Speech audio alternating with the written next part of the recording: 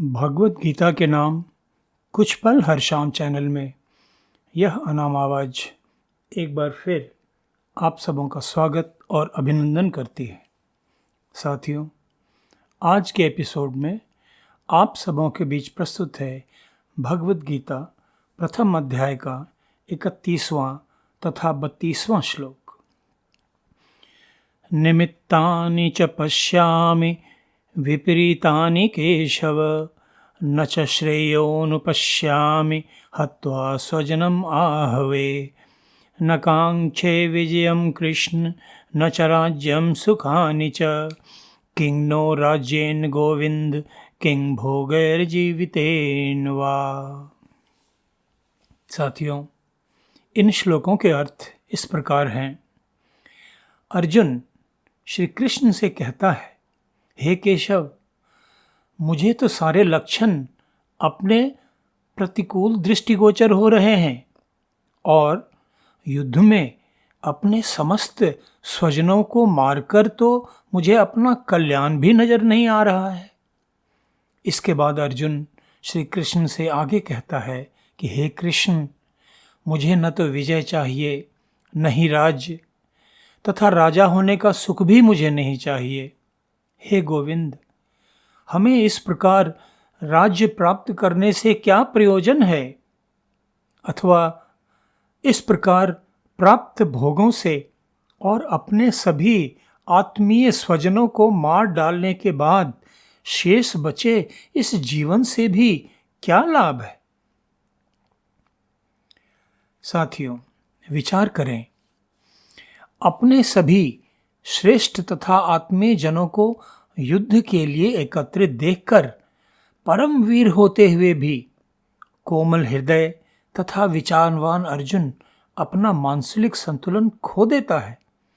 हस्तिनापुर राज्य के बंटवारे संबंधी मध्यस्थता के सारे प्रस्तावों को कौरव पक्ष द्वारा ठुकरा दिए जाने के बाद ही तो पांडव पक्ष अपना न्याय संगत हिस्सा पाने के लिए युद्ध करने पर तत्पर हुआ था। योगेश्वर कृष्ण भी युद्ध में उनकी ओर से शामिल थे, भले ही केवल सारथी के रूप में। किंतु इतनी तैयारी के बाद भी जब अर्जुन प्रत्यक्ष रूप से देखता है कि इस युद्ध में विजय पाने के लिए तो उसे अपने श्रेष्ठ जनों, गुरुजनों तथा आत्मीय जनों की हत्या करनी होगी, तो वह इतना विचलित हो जाता है कि उसे सारे लक्षण अपने विपरीत नजर आने लगते हैं और वह केवल युद्ध के विपरीत परिणामों के बारे में ही सोचने लगता है। साथियों, यहाँ निमित्तानि च पश्यामि विपरीतानि पद का अर्थ विशेष महत्व रखता है।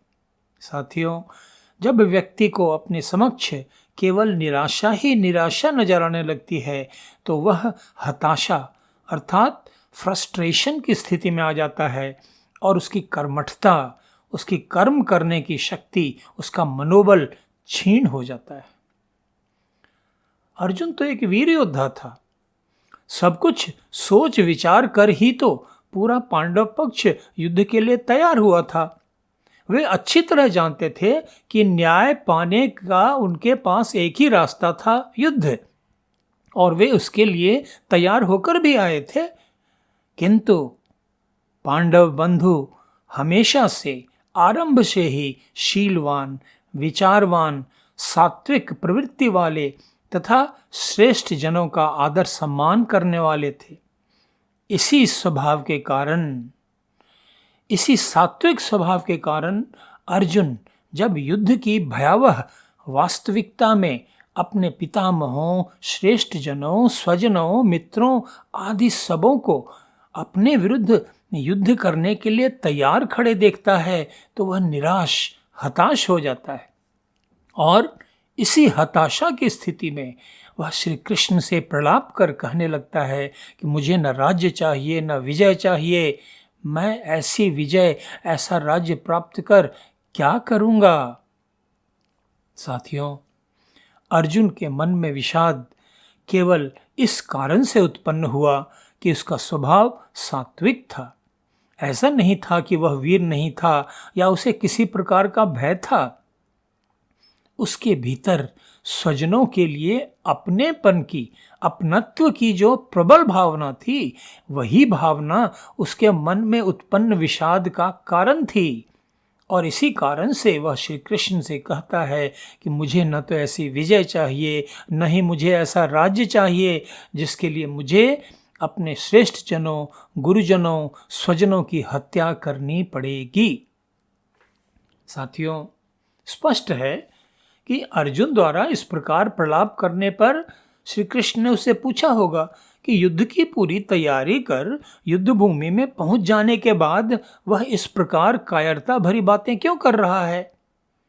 साथियों, कल इसके बाद के श्लोकों में हम देखेंगे कि अर्जुन श्री कृष्ण को युद्ध में विजय प्राप्त करने की इच्छा से पीछे हटने का कुछ कारण भी बतलाता है। किंतु भगवत गीता के आज के प्रसंग से हम सामान्य जन क्या शिक्षा पा रहे हैं।